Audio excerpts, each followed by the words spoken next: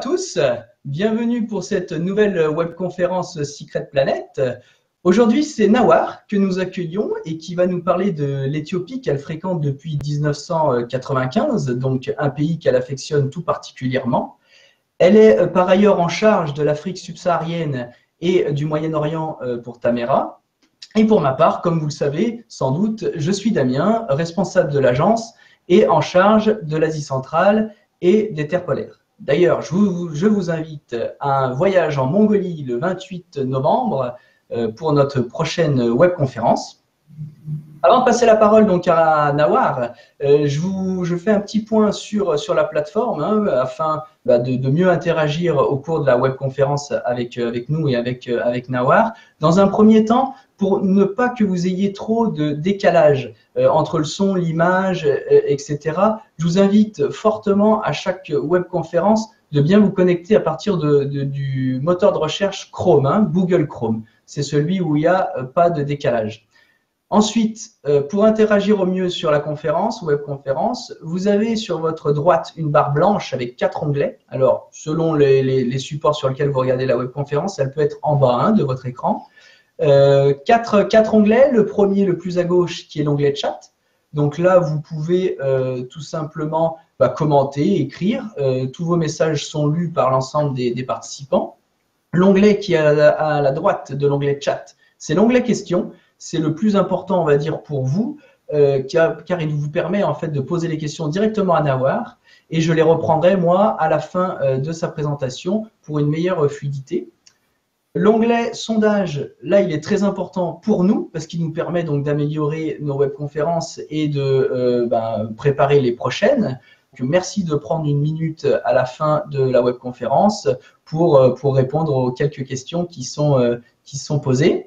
Et enfin, le dernier, l'onglet participants, bon, pas trop d'intérêt, mais permet de voir les personnes qui sont actuellement connectées sur la webconférence.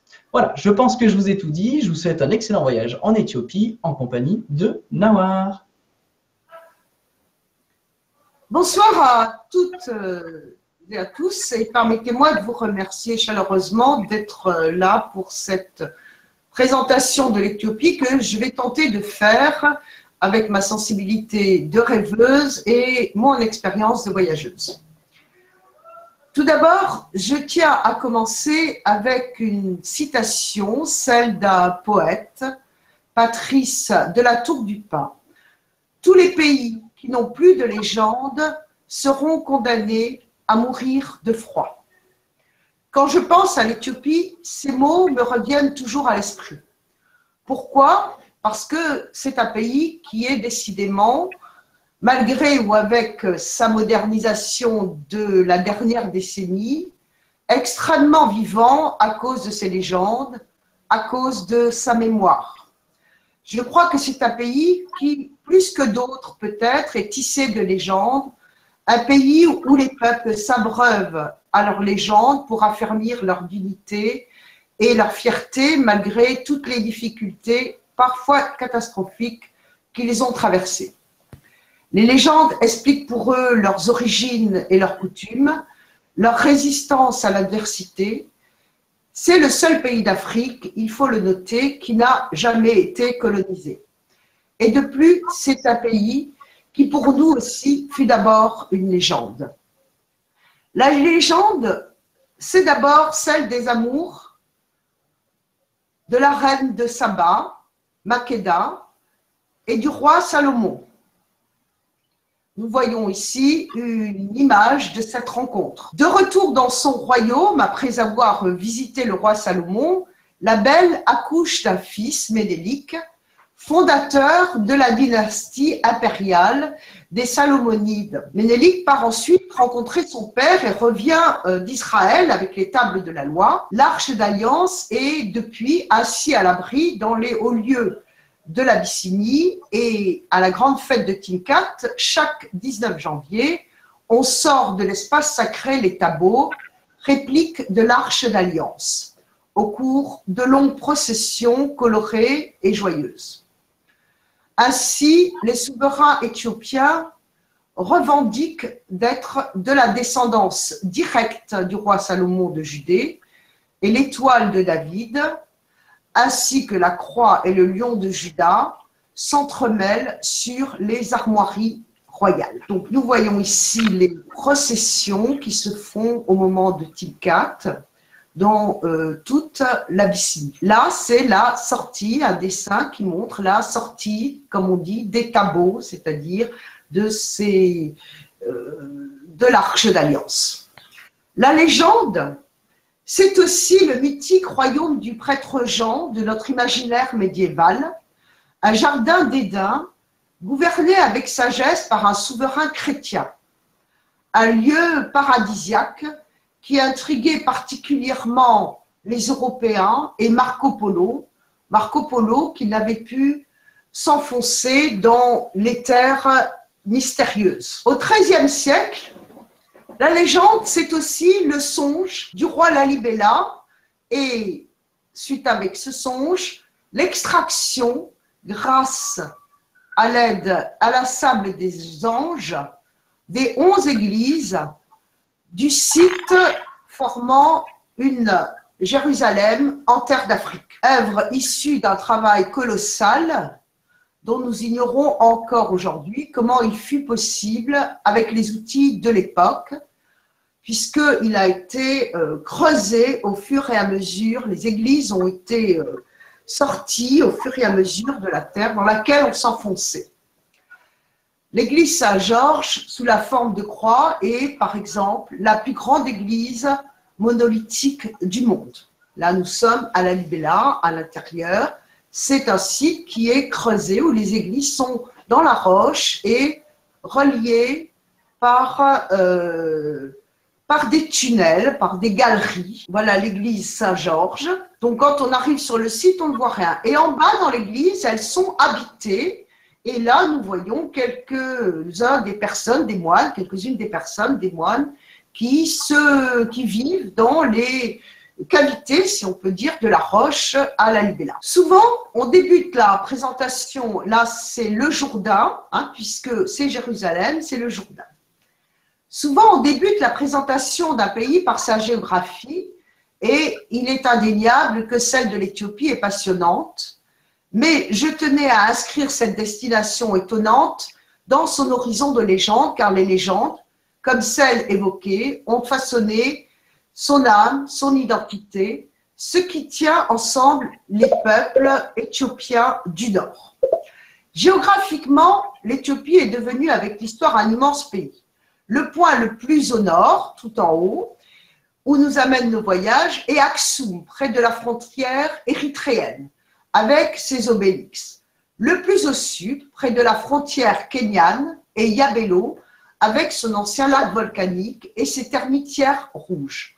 Au milieu se trouve sur les plateaux du Shoah, la capitale Addis Abeba. Donc les obélisques d'Aksum et dans le sud, eh bien, les très hautes termitières que l'on découvre. Entre les deux, entre donc Aksum et Lalibela, il y a environ 1200 km à vol d'oiseau. Le point culminant du pays est à 4545 mètres, c'est le Ras Dachan dans le nord, dans le massif du Siemens, et le point le plus bas est à 120 mètres dans le Danakil, dans l'est du pays. C'est donc un pays qui est immense et déroutant, qui compte près de 6 zones climatiques. Une dame récemment rentrée de voyage me disait « Ce n'est pas ce que j'imaginais, ce n'est pas ce qu'on imagine ». Lorsque je lui ai demandé la cause de son étonnement, elle m'a répondu « Pour commencer, c'est très vert ». Oui, dans le nord, la vie est rude car la roche affleure souvent dans les champs, mais sévère et cultivé comme on a pu le voir sur quelques images. On divise actuellement l'Éthiopie en 3 espaces majeurs. Là, donc, les hauts plateaux qui font la région dite d'Abyssinie, appelée parfois le toit de l'Afrique, et qui abritent des montagnes élevées. Le 4e sommet d'Afrique, dont je parlais tout à l'heure, le Ras Dachan. Les peuples y sont principalement orthodoxes chrétiens. Ensuite, il y a le sud qui est constitué de savanes, de brousses parcourues de fleuves, dont le plus important est l'Omo, et dont les peuples sont animistes. et l'Est qui est constitué de massifs, comme le massif du Balai, mais aussi de déserts arides, de terres volcaniques descendant parfois en dessous du niveau de la mer et dont les peuples sont musulmans. Donc, 3 grandes parties, marquées aussi par 3 croyances, si on peut dire, différentes. Les reliefs et les paysages éthiopiens sont donc d'une immense variété, mais je vous l'assure, tous magnifiques. Nous proposons des voyages et des randonnées dans toutes ces parties du pays, en vision large, sur des voyages où on parcourt les différentes contrées, ou en focus sur une région, en particulier avec de la randonnée. Et nous privilégions fortement la rencontre avec les gens au cours de nos itinéraires. Là, nous sommes dans l'Omo. Là, c'est les caravanes du Danakil. On reviendra plus tard sur ce lieu extraordinaire qu'est le Dalol. Mais s'il y a une légende, l'Éthiopie, c'est aussi une histoire tumultueuse, une histoire de conflit particulièrement singulier, car c'est une terre qui fait lien entre le Moyen-Orient, mais s'il n'y a pas ou plus d'accès direct à la mer Rouge, et le Soudan, qui a été un carrefour majeur du commerce entre l'Afrique noire et la Méditerranée, porte de l'Occident. Une histoire très originale aussi, parce que depuis le IVe siècle, l'Éthiopie, l'Abyssinie, c'est-à-dire la partie nord, est devenue officiellement chrétienne. Les rois ont été convertis, le peuple a suivi, et on peut dire que le peuple suit toujours. Alors, il y a la légende de Lalibela, mais il y a aussi l'histoire plus dramatique de cette érection des églises de Lalibela, parce que les pèlerinages vers Jérusalem auxquels les Éthiopiens sont très attachés devenaient excessivement mortels pour eux à cause des exactions musulmanes, Lalibela, on a réinventé Jérusalem au cœur des montagnes abyssines. Dans le Tigré déjà, la population avait creusé la roche dans des lieux improbables pour abriter des églises où elles se réfugiaient et où elles priaient. Là, nous sommes dans le massif du Tigré. Ainsi, le Nord a-t-il été marqué et reste marqué par la ferveur chrétienne que l'on retrouve dans les fresques murales des sanctuaires.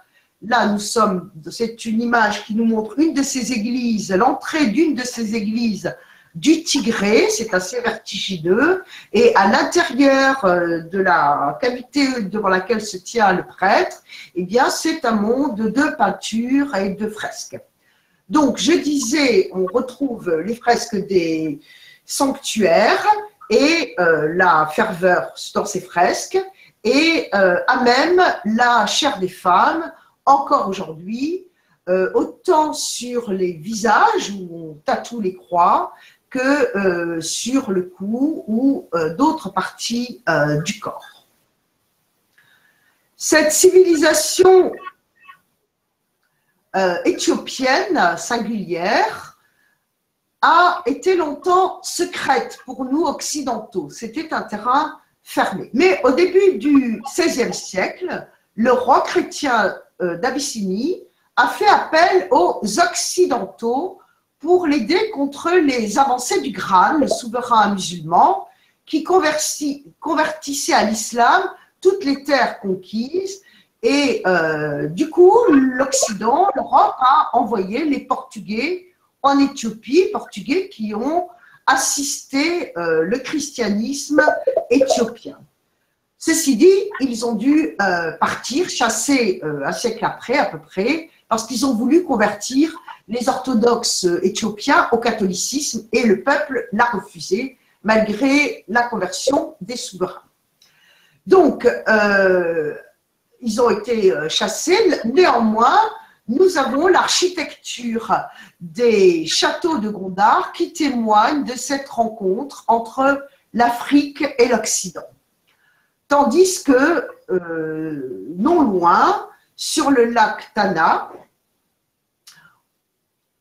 donc c'est le plafond des anges que l'on trouve à une église qui se trouve à Gondar. C'est un endroit absolument magnifique. Donc je disais, non loin, nous sommes sur le lac Tana, à Bardar, où le Nil bleu prend sa source. Des îles abritent ici toujours des monastères d'orans et une vie simple. Les barques que l'on trouve toujours aujourd'hui sur le lac Tana, qui sont parfois énormément chargées. Il y a des hippopotames, comme on peut le voir. Donc ça, c'est une représentation donc, du lac Tana. Ainsi, la résistance du peuple abyssin a triomphé de l'occidentalisation religieuse, mais aussi des assauts répétés de l'islam. L'islam qui s'est installé, nous avons là une image des chutes du Nil, donc l'islam qui s'est installé sur les basses terres volcaniques de l'est du pays, dans la région du sud-est. Il y a une spécialité des peintures murales éthiopiennes, c'est une marque, c'est particulièrement singulier, ce dessin des anges, ces yeux qui regardent grand ouverts et qui sont le signe de la bonté. Lorsqu'on quitte les montagnes du Tigré pour plonger dans la dépression du Danakil avec une caravane, par exemple, qu'on en voit sur l'image, on découvre le territoire des Afars et ses somptueux volcans. Sur le lac Karoum, il y a une étendue saline qui est exploitée pour le nord au moyen d'antiques caravanes chamelières et muletières. Il y a le Dalol et comme sa beauté perverse. C'est un volcan inversé, hein, giclant et glougloutant des liquides mortels et répandant des émanations soufrées. Il y a aussi l'Ertalé et sa bouche de feu. Donc tout ça, c'est dangereux, hein, cet endroit du Dalol. Et nous voyons là des travailleurs du sel sur le lac Karoum qui travaillent parfois sous des chaleurs de 40 à 50 degrés dans des conditions extrêmement rudes pour fabriquer les plaques de sel, comme on le voit, qui seront ensuite emmenées en passant les montagnes du Tigré par caravane dans le nord pour être vendues sur les marchés. Donc, nous sommes là à l'Ertalé, entre le bas du volcan jusqu'au lac de lave quasi permanent qui se trouve au cratère. Il y a une marche d'environ 4 heures sur les laves solidifiées. Les formes étranges, le souffle rougeoyant et puissant du volcan mobilise tous les sens. C'est un endroit qui est absolument étonnant, surprenant, magnifique. On peut rester des heures à regarder la lave former des images. Presque sur la même latitude, mais bien plus au sud, considérée comme la 7e ville de l'islam, se trouve Harar, que j'appelle Harar la moyenâgeuse, qui s'étend en ruelles lumineuses et ces femmes altières déambulent dans leurs vêtements de couleur vive. C'est une ville colorée, c'est une ville très séduisante. Les femmes sont au marché, les hommes portent les murs, soutiennent les murs. Le soir, il y a un rituel qui, comme on va le voir, les hyènes viennent quêter leur pitance aux portes de la ville fortifiée. Pourquoi? Parce que justement, elles sont très liées à Harar et elles nettoient les rues et s'est instaurée une forme d'intimité en quelque sorte entre Harar et les hyènes. Harar qui est aussi réputé pour avoir servi de base au plus ou moins vil commerce de Rimbaud l'aventurier. Lorsque nous descendons maintenant vers le sud par la vallée du Rift, dont nous venons de voir quelques maisons, nous entrons à nouveau dans un autre monde, tant par les paysages que par les croyances et le mode de vie. Dans la vallée de l'Omo, donc là nous sommes dans le Rift, donc la grande faille du Rift qui nous permet de descendre vers le sud. Là, c'est un des lacs où se trouvent des hippopotames, des crocodiles et un grand nombre d'oiseaux. Dans le sud, vallée de l'Omo ou Pays-sur-Marne, nous approchons les peuples animistes, un grand fleuve de l'Omo, de l'Éthiopie, et nous découvrons leurs pratiques et traditions. Plusieurs ethnies cohabitent sur ces terres, un peu sédentaires et agricultrices, mais surtout pastorales, donc semi-nomades, car les troupeaux doivent se déplacer pour se nourrir. Dans ces régions-là, le troupeau est fondamental pour la majorité des tribus. Il donne identité à son possesseur, il est la richesse, ce qui assure le bien-être, puisque même si la viande est très rarement consommée car ils tuent très peu leurs bêtes, les vaches fournissent l'essentiel, le sang, le lait, la chaleur, la peau, le bien-être que l'on fait circuler pour les mariages, que l'on fait circuler pour les mariages, par exemple. Ici, nous avons un petit veilleur sur les champs de sorgho et de mil. C'est un travail confié aux enfants pour chasser les oiseaux.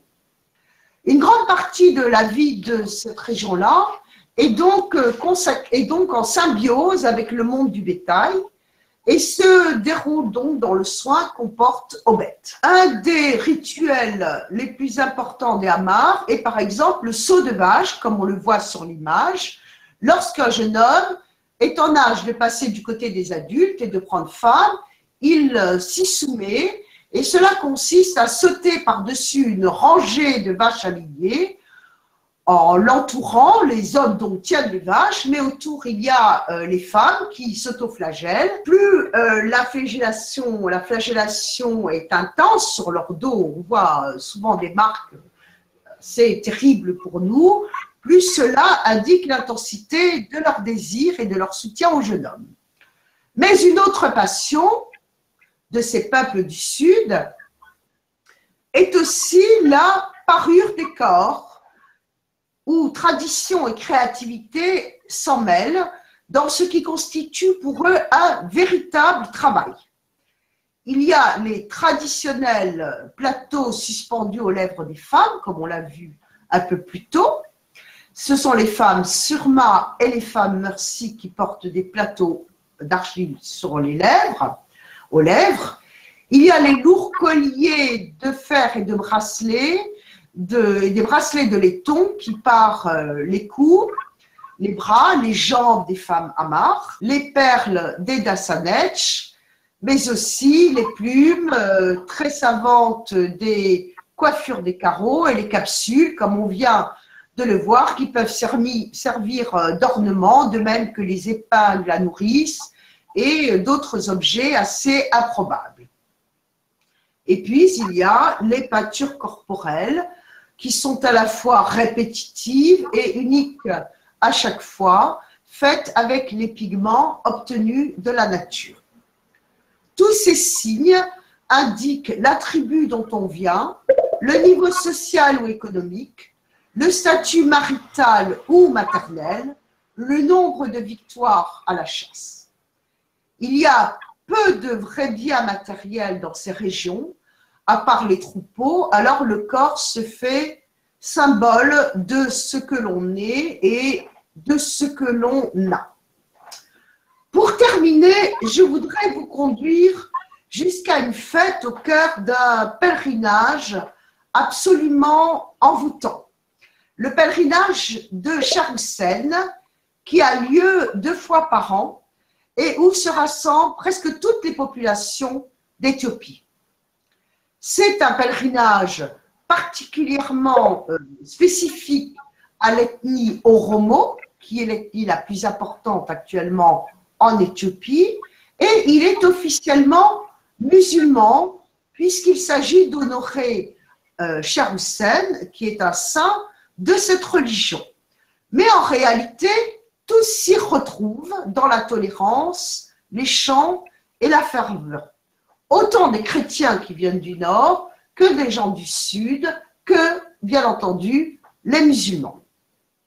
Il y a des rites animistes et des prières qui sont faites au dieu animiste Wak, à Jésus ou à Allah, qu'importe.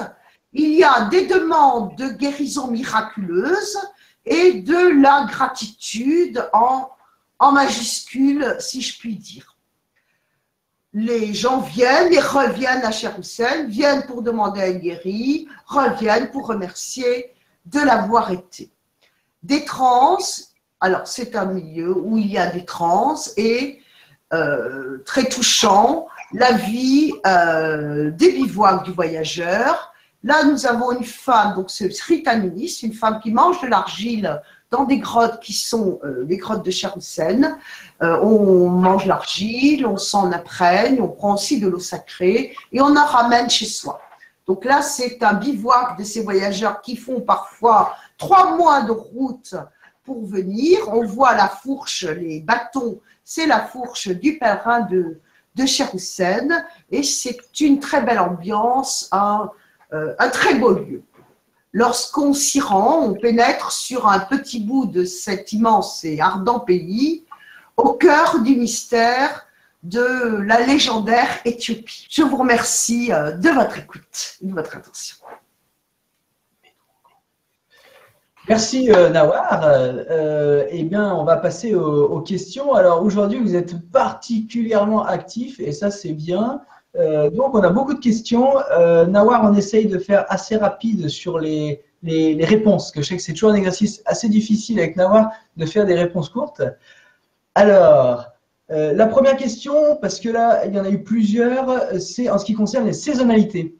Alors, je ne vais pas reprendre parce qu'on a eu quelle est la meilleure période pour aller dans l'Omo, quelle est la meilleure période pour aller dans le Dalol et Erta Ale. En gros, est-ce que tu peux, en synthèse, nous dire quand y aller et quelle partie d'Éthiopie voilà, visiter, à quelle saison? Je te laisse la parole. Une excellente question. Alors, je vais commencer par le plus simple. On ne peut pas aller en Abyssinie pendant notre été parce que c'est l'époque des grosses pluies. Donc, à partir, je dirais, de fin avril, on évite les mois de mai, juin, juillet, août. À partir de septembre, on peut y aller. On peut aller, en revanche, dans la vallée de l'Omo toute l'année. Il y a 2 petites saisons de pluie. Personnellement, j'aime bien m'y trouver parce que ce ne sont pas des pluies comme dans le nord, diluviennes toute la journée. Ce sont des orages qui se forment le soir et qui tombent vers les 5 heures, 6 heures, de gros orages, et puis après, c'est terminé. Dans la journée, le temps est relativement clair, et les orages, ça fait de très beaux ciels sur la savane. Donc, pour les photographes, la saison des pluies n'est pas déconseillée dans le sud, c'est-à-dire le Pays-sur-Main et la vallée de l'Omo. Dans le Danakil, nous avons des chaleurs qui sont très importantes.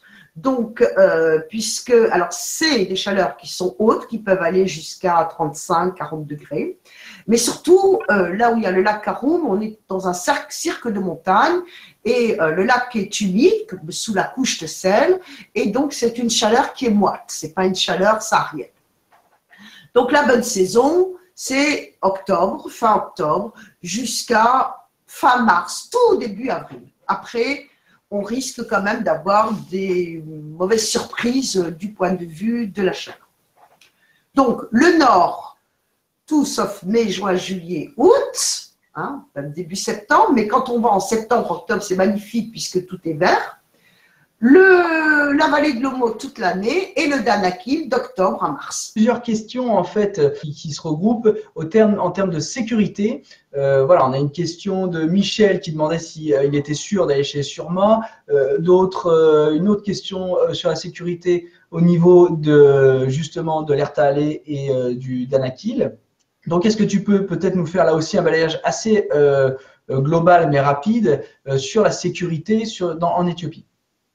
Alors, toutes les zones où nous nous rendons sont sécurisées. Le seul, donc il n'y a pas de problème, il peut y avoir une manifestation Il m'est arrivé l'année dernière d'avoir un souci au moment de la fête de Timkat. Il y a eu des manifestations homo sur une route. Les personnes ont pris l'avion pour rentrer sur Addis Abeba, mais il n'y a pas eu de gros problèmes. On ne s'approche pas des zones du côté somalien trop proches, et c'est finalement la seule région actuellement maintenant qui est un petit peu sujette à problème, on va dire. Dans le Danakil, il est par contre de coutume, les gens parfois s'interrogent, il est de coutume d'être accompagné par des gardes armés. C'est le gouvernement éthiopien qui demande ça. Donc on voit accompagnant les personnes des gardes armés, mais voilà, c'est plus, je dirais, folklorique qu'autre chose. Il y a quelques années, des enlèvements dans le Danakil, mais c'était assez spécifique. Donc je dirais que sur toute l'Éthiopie, tous les voyages que nous proposons sont sécurisés, sont dans des zones. Et puis il faut savoir que les Éthiopiens sont des gens qui sont chaleureux, des gens qui sont ouverts. Quand on va par exemple dans l'Est à Jérusalem, le pèlerinage dont je parlais, il y a énormément de monde et vraiment très très peu d'étrangers, et on est accueillis avec énormément de chaleur. Et c'est un milieu tolérant, il y a comme je le disais, il y a des chrétiens, il y a évidemment beaucoup de musulmans, mais c'est un islam qui est doux, qui est accueillant, où il n'y a pas de raideur, de difficulté avec les étrangers. Donc, idem à Harar, si tu as parlé de Harar, on a posé la question de sécurité sur Harar également, et savoir si l'extension justement était intéressante. Ah oui, tout à fait. Enfin, moi personnellement, j'aime beaucoup Harar, je trouve que c'est une ville assez unique. Alors, il faut aimer voyager, c'est-à-dire qu'il n'y a pas, comme je disais, c'est moyenâgeux, hein, il y a un côté très ancien dans Harar, mais c'est aussi une ville avec des marchés, qui est lumineuse, qui a un caractère très séduisant, hein. Donc, personnellement, je conseille effectivement, si on peut le faire, de se rendre jusqu'à Harar, et ça n'est pas une répétition de ce qu'on verra ailleurs, hein. C'est une ville qui a sa singularité propre. Plusieurs questions maintenant concernant l'Omo, la vallée de l'Omo, donc de questions de Corinne, de Jacques, de Florence. Donc l'idée c'est de savoir si l'impact si le tourisme a un impact justement sur ces populations, s'il est assez facile d'approcher et d'avoir un lien justement avec toutes ces populations, notamment en termes de photographie, hein, si c'est facile ou un peu plus difficile, et si justement ça ne devient pas plutôt folklorique, et si la vallée de l'Omo reste quand même quelque chose d'authentique. Voilà. Bon, il faut répondre à cette question avec délicatesse. La première fois que j'étais dans la vallée de l'Omo en 1995, il n'y avait pas de tourisme, on peut dire, mais il y avait déjà eu des journalistes. Donc, le problème de la question de l'argent qui se pose souvent pour la vallée de l'Omo vient déjà à cette époque, donc il y a plus de 20 ans, de la part des journalistes qui, pour faire des photos, ont un peu inondé de dollars à l'époque les gens de l'Omo. Donc, c'est très ancien, c'est pas récent, cette question de photo. Évidemment, c'est devenu un peu plus fréquenté puisque l'accès a été rendu facile par le gouvernement éthiopien, plus facile, on va dire, par le gouvernement éthiopien, certaines parties de l'Omo. Et je parle bien de la vallée de l'Omo. Parce que de l'autre côté, sur la rive ouest de l'Omo, nous avons le pays Surma, où là, l'accès reste difficile, donc très peu d'étrangers. Quand on dit l'accès facile, ça veut dire que les premières tribus que l'on voit sont évidemment très visitées.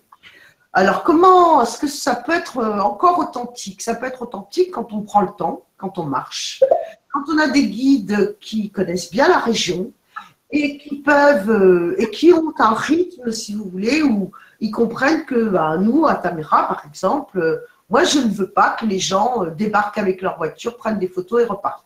Donc, c'est cool, on reste assis, on ne sort pas forcément les appareils tout le temps, on marche avec les gens, on prend le temps sur les marchés. Et à ce moment-là, évidemment, on peut avoir des liens, des échanges, une fois qu'on a passé le cap de photos, et puis nous aussi de vouloir prendre des photos. Tout en sachant que ces gens-là ne sont pas idiots.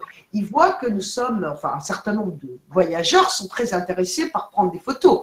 Donc ils se disent que la photo c'est quand même quelque chose d'important que nous rapportons dans notre pays. Et qu'est-ce qu'eux, ils ont en échange? Donc, effectivement, ils demandent de l'argent. Alors, on s'entend avec le chef du village ou avec les personnes. C'est jamais des choses énormes.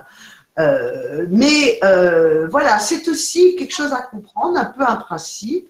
Nous emportons d'une certaine façon un peu d'eux. Ils se demandent, ils disent, bon, oui, nous, ils demandent quelque chose en retour. Il faut aussi, les choses se passent bien si on a un peu d'humour, qu'on ne se crispe pas et qu'on comprend cela. Bon. Ensuite, il y a effectivement des endroits un peu plus authentiques que d'autres, comme la région des Surmas, qui, parce que la piste est dure, pour y arriver, il faut le vouloir. Donc, il y a évidemment moins de monde. Le rapport est un peu plus rapidement juste, si on peut dire, même si la question de la photo se pose toujours. Mais bon, ce sont, comment dirais-je, après, l'authenticité, c'est un mot qui est quand même très bizarre, parce que, un peu désolé de dire ça, mais on ne peut pas attendre que des gens continuent forcément à vivre dans des situations très précaires et très difficiles pour qu'on puisse simplement les photographier. Bon. Alors, il se trouve qu'ils aiment vivre comme ça et qu'ils sont encore comme ça. Allons les visiter, leur parler, les rencontrer. Mais il y a quand même des changements qui se produisent dans ces endroits-là. Alors justement, pour faire une transition avec ce que tu dis, je vois deux questions là aussi posées par plusieurs personnes, donc je ne cite pas nécessairement les prénoms. La première, c'est comment toutes ces croyances, ces religions coexistent, et est-ce que justement ça marche? Parce que visiblement ça semble marcher, et c'est ce qui est assez incroyable au vu un peu d'autres pays. Et puis l'autre question qui vient de là, c'est de savoir où on rencontre des gens, enfin tu vois, par quel voyage par exemple commencer en Éthiopie, et quelle région va nous permettre à la fois de rencontrer le plus d'ethnies possible. Alors, la question, oui, c'est un pays qui pour moi est très attachant aussi par cette cohabitation des croyances et de religions. Les gens se tolèrent, se comprennent. Il y a eu des conflits entre les musulmans et les chrétiens. Ça n'a de loin pas été simple pendant une longue partie de l'histoire. Mais actuellement, c'est un islam qui est tolérant, et le christianisme est aussi installé en Éthiopie. Ce n'est pas un nouveau christianisme.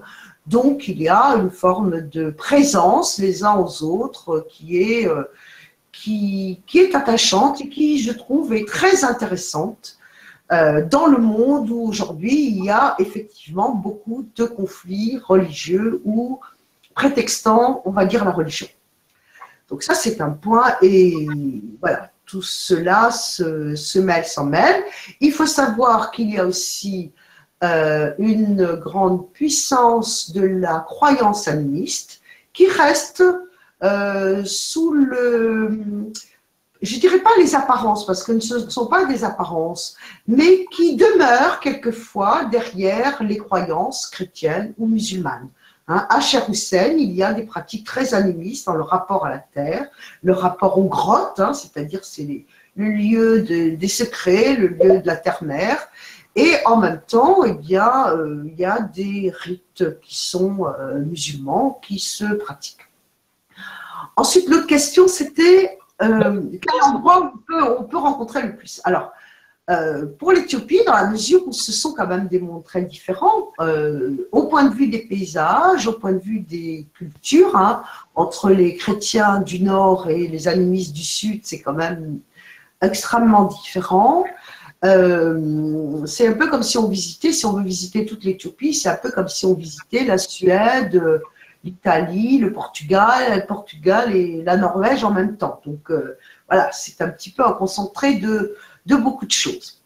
Alors, pour rencontrer les ethnies animistes, c'est évidemment le Sud. On peut faire aussi, nous proposons un voyage qui fait le Nord et le Sud sur 4 semaines. Donc, quand on fait le Nord et le Sud sur 4 semaines, on peut découvrir la civilisation, les églises, les châteaux, toute cette culture orthodoxe des Abyssins. Et puis, descendre dans le Sud, on va être plongé dans un autre monde, mais sur 4 semaines, on a le temps, si on peut dire, de s'imprégner des deux, hein, d'absorber, on va dire, les deux. Sur 3 semaines, en général, je le déconseille parce que c'est pas assez. Mais là, c'est vraiment une plongée ailleurs quand on fait les 4 semaines. Après, c'est difficile pour faire rien que pour faire le Danakil, il faut compter à peu près 15 jours.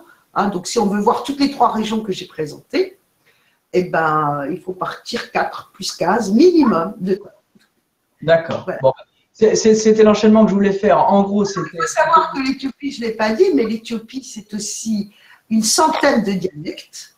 Hein, c'est beaucoup de peuples, autant dans le sud que dans le nord. Il y a peut-être un peu moins dans le nord, mais c'est vraiment partout quand même. Bien qu'il y ait une très forte unité du peuple éthiopien, c'est un peuple qui est aussi d'origine très composite, hein, d'une certaine façon. Et sinon, j'ai une dernière. Bon, on va écourter bien sûr, hein, parce qu'on a un peu débordé quand même. Et si on veut rester dans notre format, il y a Véronique qui demandait s'il restait de la place et s'il y avait un départ le 22 décembre pour Danakil et Tigré. Est-ce que tu as un départ à cette période-là ou... Oui, après, il part chaque année. Donc là, pour l'instant, il est en cours de formation. Il devrait partir, effectivement, au mois de décembre.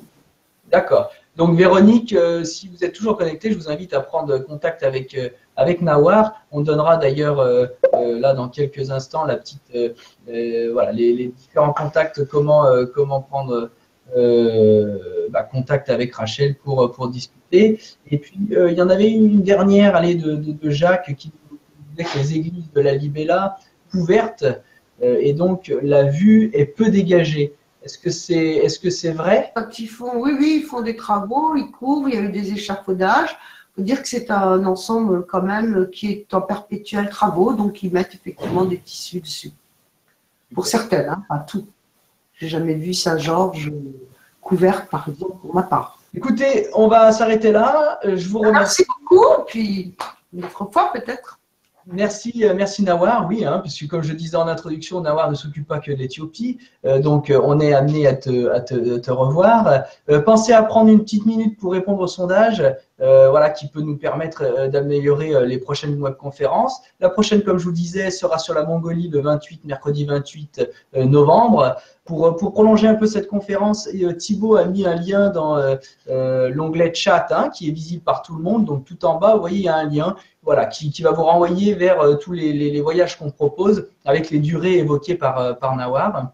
Je vous rappelle que vous retrouvez l'ensemble des programmes de la webconférence sur notre site internet et vous pouvez déjà vous inscrire aux prochaines. Vous pouvez également voir tous les replays, soit sur notre chaîne YouTube, soit via le site internet. Et enfin, je ne pouvais pas terminer sans vous dire que la nouvelle brochure de Secret Planet, voilà, vient tout juste d'arriver de l'imprimerie.